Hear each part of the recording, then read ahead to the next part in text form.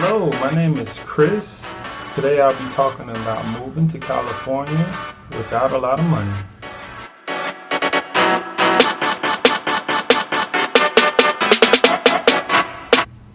So, hey, my name is Chris. I'll be talking about moving to California, and I'll talk about my experience in a 1 year review of California. The things I feel that you need to know are some helpful information that you need to know before you take the big leap to move to California.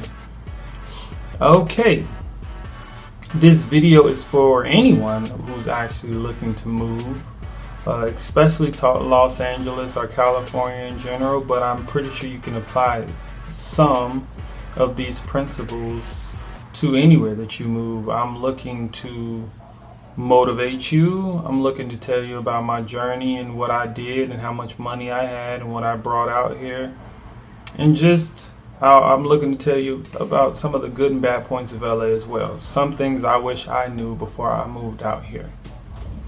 Okay, so let's start. So I'm originally from Chicago. I moved out here exactly 1 year ago. And I came out here with $700 in my pocket, believe it or not. $700 in my car. Packed all my stuff in my car, hopped in my car, and I drove 33 hours across the country. Not nonstop, of course. I slept in different states as well, and also stopped on the Colorado River. But by far the most beautiful drive if you've ever driven it. You should. I highly recommend it. So I came out here at $700. I stopped in Vegas on the way out here and gambled $20 because I'm not a gambler, and I won $200, so that helped. Came out with $900, close to $1,000. But I also had my car in a plan.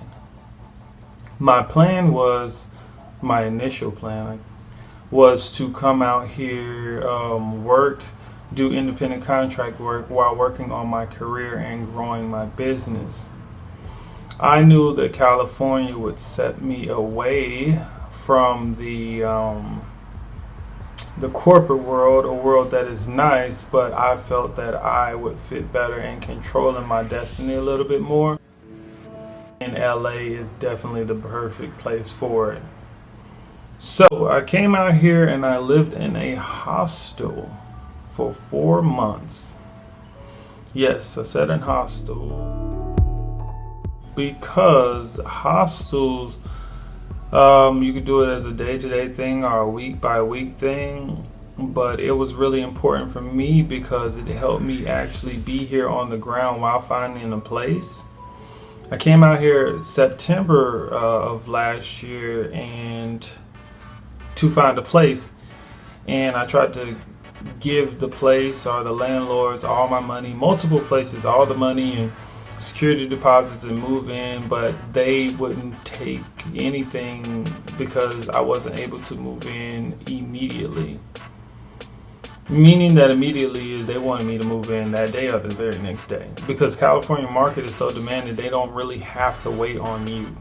So I asked them to wait a few weeks, a couple weeks for me, and they basically said, no, why would we rent this out to you? And California is such a good market, we can have somebody in here in the next couple hours or days. It really moves that fast. So the external sites, like all those home searching sites that are very public, like apartments.com, forrent.com, and all those other apartment, that might not really be as efficient or effective as using a site such as Westside Rentals, because Westside Rentals is based in LA.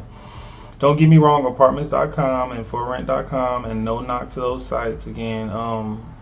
They are great, wonderful sites. It's just in California, those apartments will still be up there, but they've been gone for weeks, days.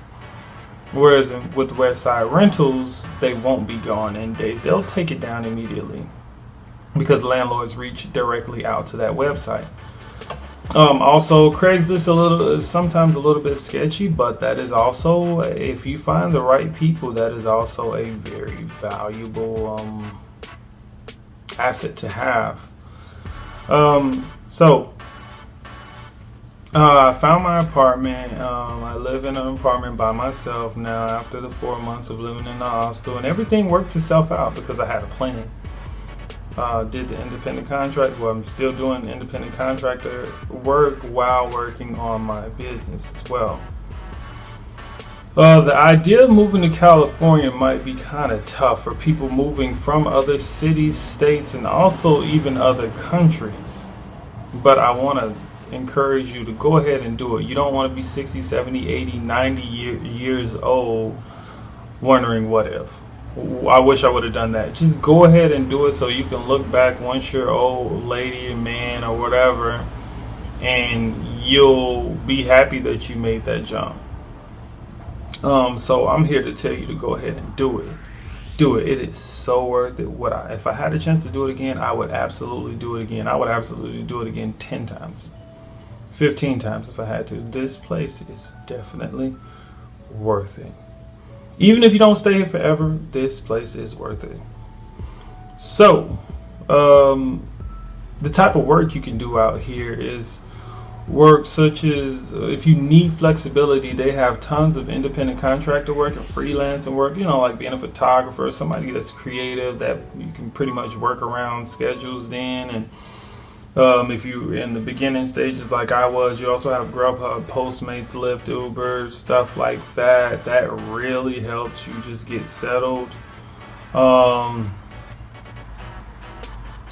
I want to give you a summary of LA, the good and the bad points. But before that, I'll say I came out here, if I were in the entertainment industry, if you were to do Uber and Lyft or just a job, have a job that puts you in great contact with a vast majority of people, you might go really far because networking out here is really vital and really key.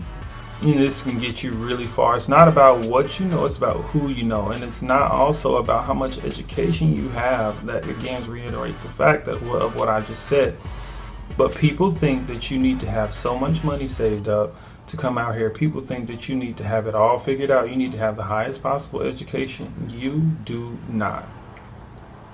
You don't have to have $10,000 to come out here. No. Have a plan, of course. Don't just wing it, although I do know some successful people who have winged it. But no, just come out here with a plan, a goal, a purpose. Make it happen. That's all I really got to say to you. Just make it happen. There is no limit out here in LA on how far you can go. You don't need to have the highest education either. I've seen people, I know people who have been waiters at bars and and at restaurants, have been bartenders. They're on the big screen now. LA can provide you with so much opportunity, and you don't have to do it the traditional way. Just network your way in. Network, be positive, don't be fake about it. Have morals. People lose themselves coming out here to LA. Before you come out here, I recommend you write down who you are, because you can lose yourself in LA. If you strongly believe that you won't ever do some certain things, stick to those morals. People come to LA and they turn into someone you would never think. They might turn into someone that thinks that they're better than some people who aren't here. They turn to drugs. They lean on drugs that they said that they would never do in their entire lives. Some people turn, gay, and that's no knock to the gay community, but some people turn gay in order to get to the level that they want to be at. So some women, they'll only mess with, big successful people because it's benefiting them. Just know, have morals when you come out here and stick to those morals, please. Just know who you are before you come out here. You can lose yourself. Keep a level head. Try to stay sober at all times, if you can. But let me give you some good and bad points about LA. Some of the bad points, I'll start with that first because I like to end on a positive note. The bad points are the people don't have the same mannerism here as they do in other parts of the U.S. I don't know how it is in other countries for those viewers who are looking from other countries. But I'm only speaking from the United States, so if you go to Georgia, Florida, somewhere in the South or somewhere even in the Midwest, with the exception of New York because they're used to people like this, but they don't have the same mannerism. And this isn't just one race in LA. This isn't just one culture, nothing like that. This is almost all people who have been here for an extended period of time. They don't say excuse me. Like if they see their kid about to knock you down in a grocery store, they'll just call the kid over, but it's no like, oh, I'm sorry about that. I'm sorry. Hold open the door for some people. Yeah, some people may say thank you. Don't get me wrong, but some people will not. But they still do mean well, if that makes any sense. It's like it's not in a rude way. They just don't have the same type of mannerism. So that might be a bit of adjustment, and try to keep your head on straight if you see that happen to you, and just try not to take it. Just take it with a grain of salt, The second thing that's bad about LA is the traffic.